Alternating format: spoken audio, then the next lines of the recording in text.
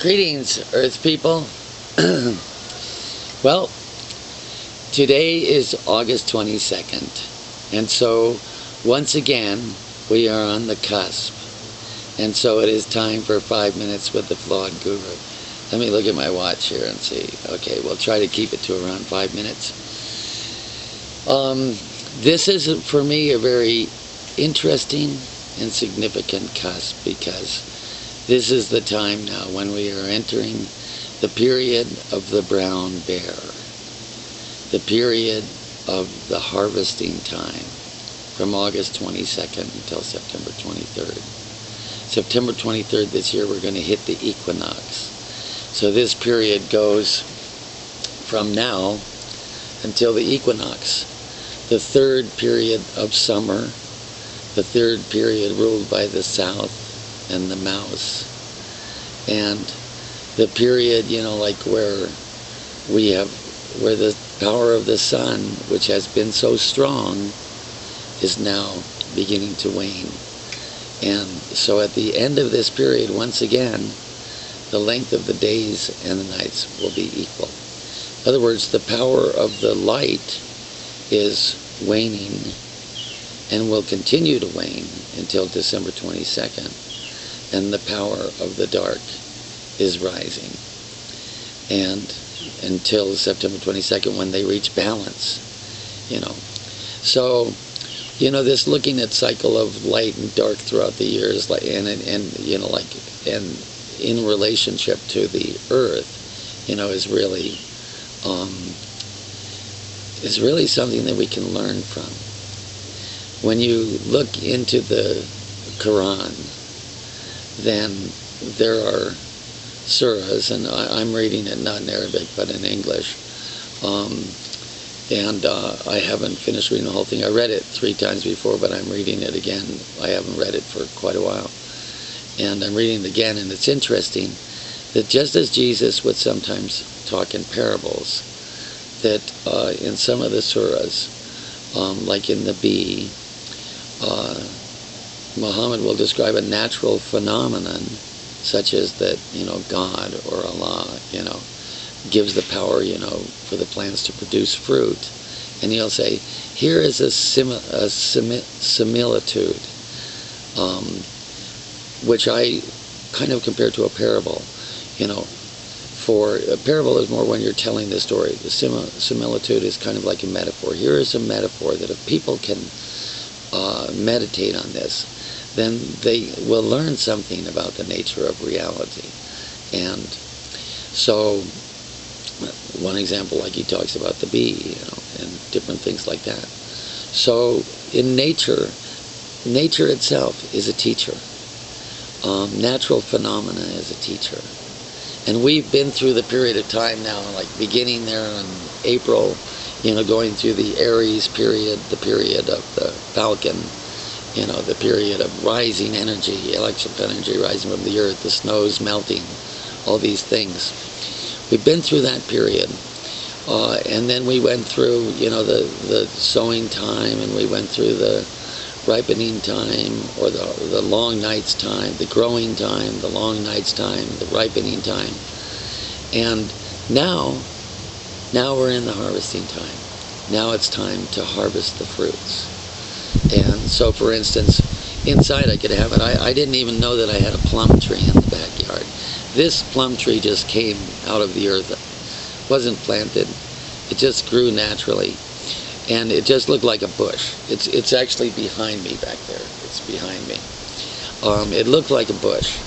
And it grew like a bush. And it spread out like a bush. And 1/3 of it grew out and was really, really big last year, and then died. And so I trimmed it all down. But new was coming out, and the core part of it where it first grew. It's getting a pretty good sized trunk right now. And I always will look at it and go, what kind of a bush is this?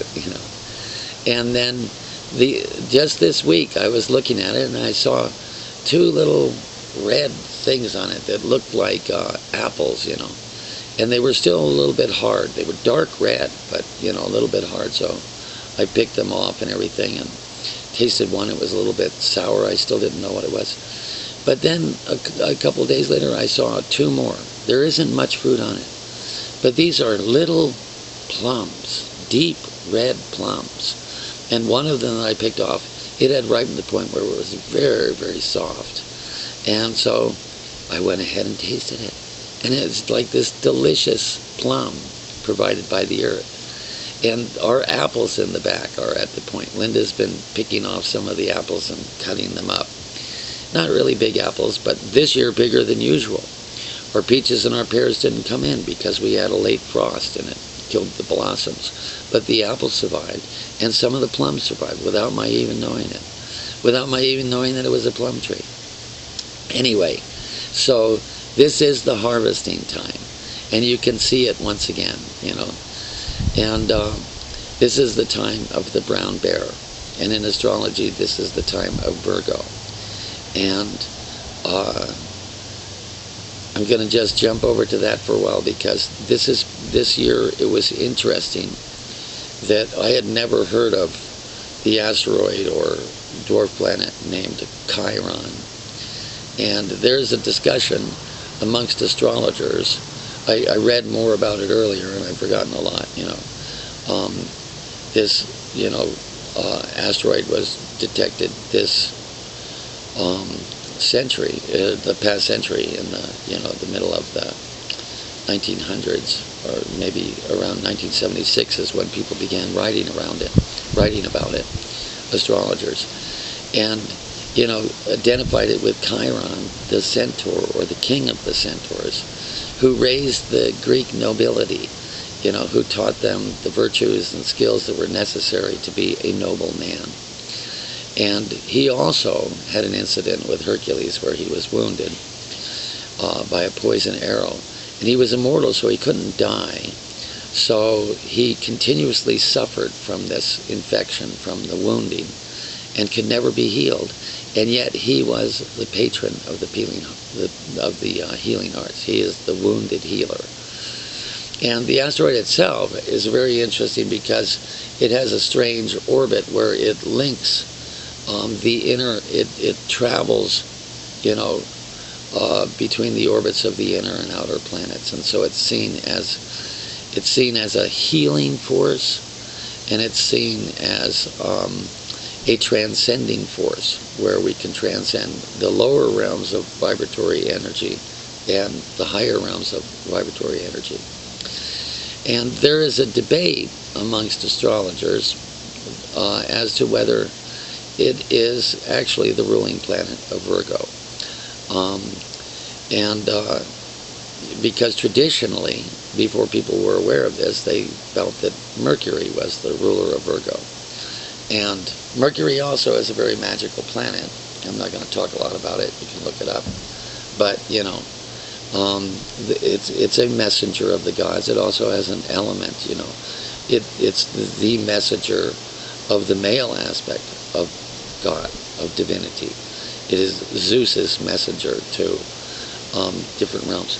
So there is also an element there of transcendence, but also with Mercury, there's an emphasis more on the intellectual rather than on the kind of like healing spiritual aspects and nurturing aspects of Chiron, the raising, you know. Chiron almost has a kind of like a, you know, a feminine aspects in terms of its healing qualities and its nurturing qualities. You know, I'm not knowledgeable enough to really weigh in on this debate, but it seems to me that there are elements of both. But for many people, when they, you know, when they feel much more comfortable, or something clicks when they say, you know, wow, when they learn about Chiron and go, wow, this is the healing planet, or this is the ruling planet of the Virgo time, the time of the brown bear. I like to sort of merge these two things. And the harvesting time. And so this is a really interesting time because, you know, we had the awakening, we invested a lot of energy, we put hard work into it, we nurtured things with water through the time of Cancer, and, you know, that growing time, and then, you know, continued to do so in the nurturing time. And now is a time like to harvest, you know. And in the harvesting time, there is like really an interesting transition. And this is why I talked about parables and similitudes. Because when you are involved, and Virgos are like practical, so when you are involved in the practical harvesting, you know, and the harvesting involves the recognition and gratitude for the entire process that takes place. And the harvesting time is the time when you actually prepare for the period of time when the darkness is predominant and the growth process slows down and then becomes dormant before, and the earth recharges. So this is the period of time when we begin stocking up. You know, when in the old days people would get their fruits and their vegetables and everything, and they would can them and do things to prepare, you know, so they wouldn't experience depredation in the future. And yet at the same time that you're doing that, the physical aspect, and the same time that you're dealing with these things and seeing, you know, as the Quran says, how, you know, the power of God, the life force, energizes and, you know, nourishes the plants and provides us with what we need. This is really a time where trust in God is rewarded. During the whole process, you're doing it with a certain degree of detachment, not clinging to things, but, you know, trusting that plant good seed, bear good fruit, you know. And so now you're harvesting the fruit. But yet in harvesting the fruit, you also are learning lessons. You're learning that not only, you know, you're reflecting not only on the physical aspects of reality and the storing of a fruit, but it's the beginning of life's lessons, that the light will wane, that life will wane, that, you know, that winter is coming, that, you know, within the cycle of human life, that death is coming, you know, for plants that you harvest and everything like that. The ones that are annual, you know, they've come, they've blossomed, they've borne their fruit, they're going to die. You know, the others, like, you know, they've, you know, grown their leaves, they've put forth their flowers, they've borne their fruit, you know, and then the fruit will be harvested, the leaves will drop off, and the tree will be barren. So there then, that's where, you know, there's a process that takes place, like learning, you know, in a metaphorical way about the cycles of things, and learning that the fruits are not just physical, but the fruits are internal and spiritual. And so store not up your treasures on the earth, but your treasures in heaven. This is another interesting parallel that I see in reading through the Quran. And once again, I'm not an expert on the Quran, and, you know, I'm just, you know, reading the book, and, you know, certain things touch me, and so I'm sharing those things.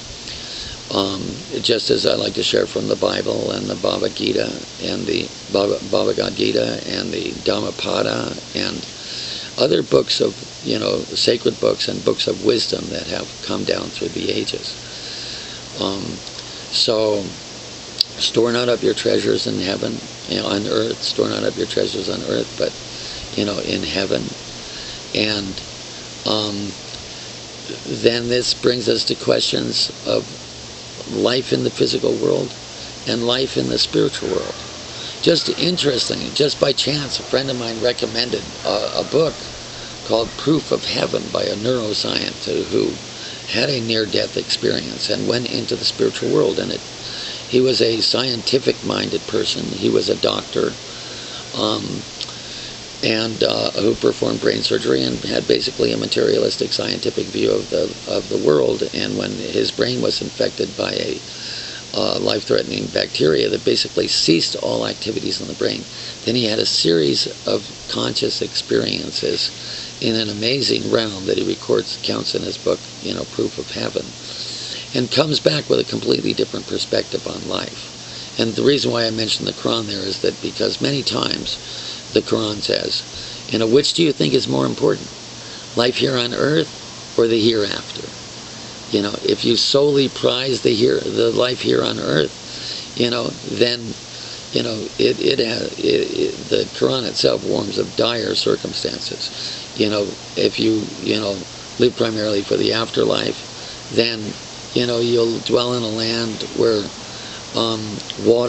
rivers flow underneath you, which is interesting because I live in Bernie, California. We live on top of one of the aquifers, and there actually are rivers flowing underneath us. You go out to Johns Park, there's a river flowing under the town that feeds Bernie Falls.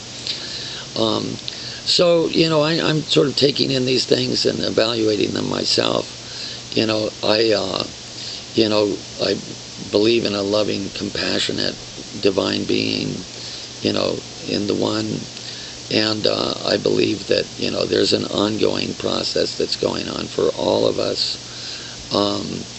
I'm not going to go into the talking about, paradise versus hell right now. I let people, decide those things for themselves, exactly what the meaning of those are and whether or not they are metaphorical. But in any case, we want to bear good fruit. But we want to bear good fruit not only here on the physical. We're living in two realms. The same time that we're working to bear good fruit on the physical, we also want to learn the lessons. And harvesting time is one of those good times for learning the lessons, for observing natural phenomenon, and from the natural phenomenon, gaining insights into the nature of reality itself and into the nature of the spiritual world. And whereas brown bears, Virgos, can be very down-to-earth and practical, then our polarity totem is the wolf. Interestingly, wolves have just returned to California.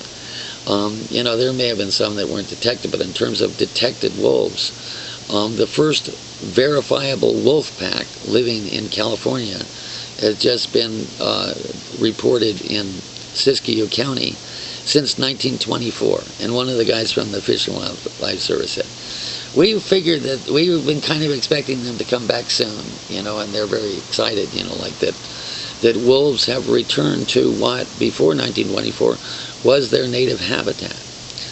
Now, I'm not drawing any parable or similitude from that. I'm just saying that the wolf, represents a certain spiritual farsightedness, and as the animal of Pisces represents almost an emphasis on that other world, on the mystical dimension and everything like that. So it balances, and the wolf and the brown bear work together, and it's water and earth working together.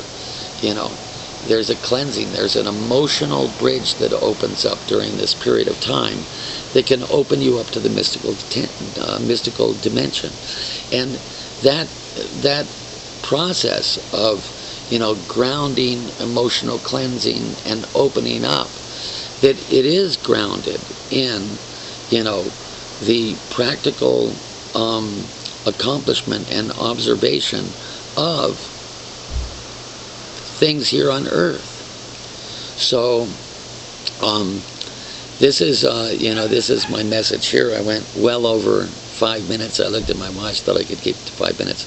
I'll just go ahead and stop it here and just wish everybody well in that the seeds that you have planted in your life, may you harvest those in terms of practical accomplishments, but also at the same time, as you do so, may you learn lessons, and may you develop your mind, your spirit, your emotions in such a way that you also are harvesting good results.